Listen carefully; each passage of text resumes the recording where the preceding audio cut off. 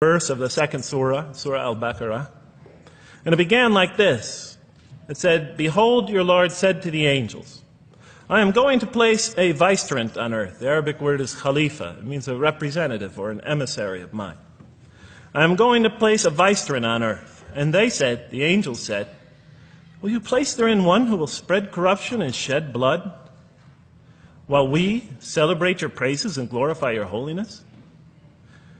And God said, He said, "Truly I know what you do not know."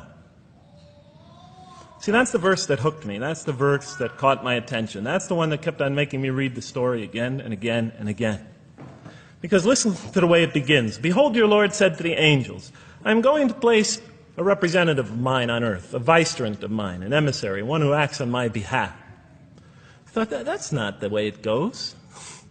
You're not supposed to be placing man on the earth in some positive role, some elective office.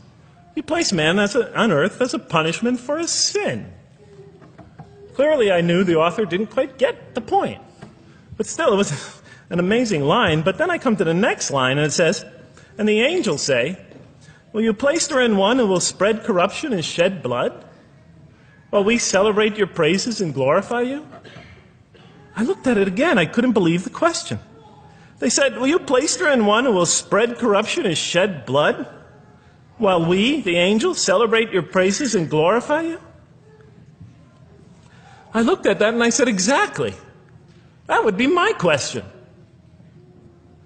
Why would you create this being, supposedly for some positive role, when he's capable of doing tremendous wrongdoing? When he could spread corruption and shed much blood?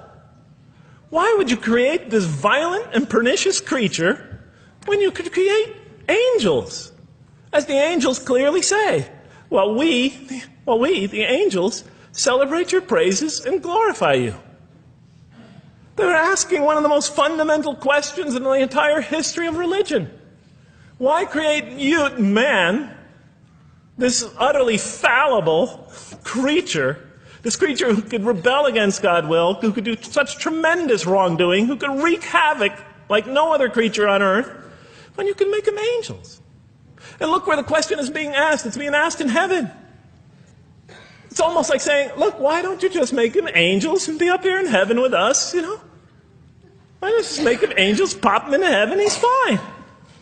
Why would you put him on earth where he could feel distant from you, where he can work out his worst criminal tendencies, act them out, feeling somehow independent and apart from you and free to do whatever he wants, when you could just make them angels and put them into heaven and make them perfectly submissive to your will? I looked at that question and said, that's my question.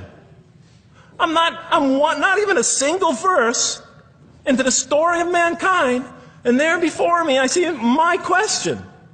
That whole question, everything that I ever thought, everything that I ever experienced, everything that I ever knew was in that question.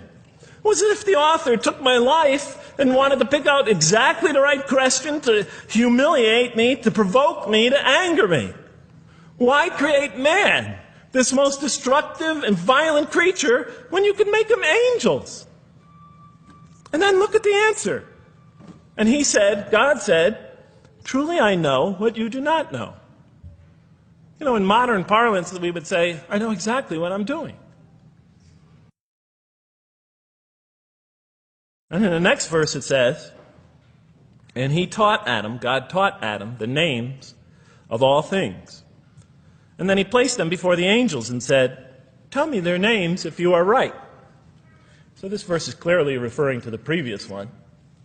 But notice what it says. Now, from my own background, I remember Adam naming things, but it wasn't connected to any answer to any philosophical question.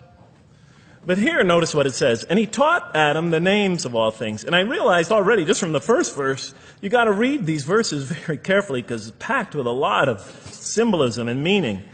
And he taught Adam the names of all things. So here we see Adam is not only just a creature who knows how to name things, who's acquiring the gift of language, but he's also a learning creature. God is teaching him. Now right here, right in this verse, and it'll come even clearer in the subsequent verses, that the very first thing that the Quran is going to emphasize here is man's intellect. He is a learning creature. He is taught. And what has he taught? What is one of the great intellectual gifts he's given in response to the angel's question? The gift of language. Because through language, mankind can not only learn, but he could learn things not only through his own experience, but he could learn things that other people have experienced of times and places that are hundreds, thousands of years and miles separated from him.